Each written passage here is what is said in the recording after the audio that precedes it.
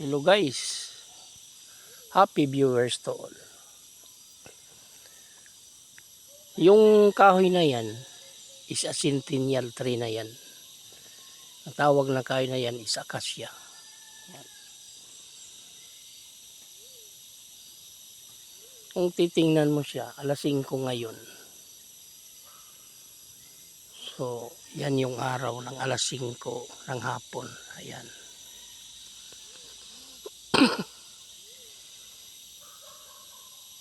Pagkahoy kasi, yung sa likod niya, pagsilang ng araw, doon ka maghanap. Sa east. Kasi yung kahoy is wood. Nasa east yan. Alas 3, 3 o'clock or 4 o'clock, 4:30 o'clock. Nasa 90 degrees yan at saka 135 degrees yan. Dalawang pagbasihan yan. Huwag ka na maghanap sa west kasi coordinate lang yung sunset ng west. So doon lang sa likod guys yan.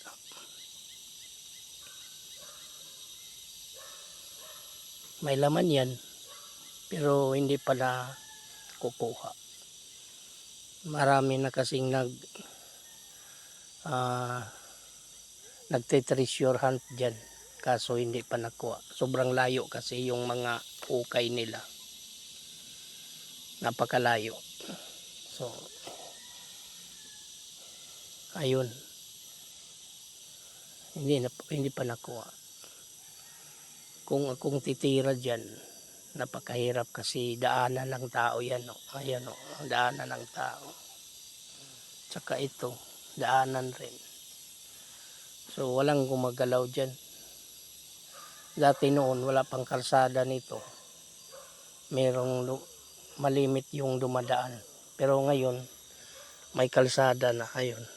Simentado na. Halos araw-araw mayroong dumadaan. Tsaka diyan dumadaan din. So hanggang ngayon hindi pa nakukuha yun.